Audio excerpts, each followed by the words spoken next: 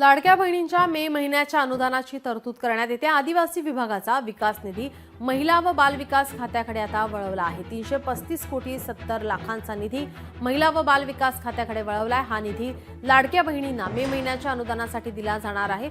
लाडक्या बहिणीचा हप्ता जमा करताना सरकारची दमछाक झाली।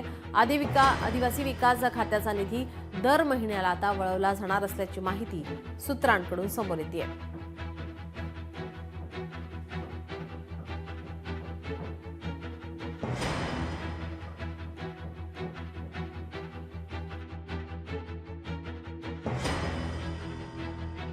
लाडक्या बहिणीचे जे योजनेचं बजेट हेड वेगळं आहे, आदिवासी समाजाच्या योजनाचं बजेट हेड वेगळं आहे, सामाजिक न्यायाचं वेगळं आहे। इकडनं तिकडं करता येत नाही आणि त्यामुळं लाडक्या बहिणीच्या वेगळंच बजेट आहे सरकारमध्ये। त्यामुळं मला असं वाटतं हे खोटारडेपणा आहे।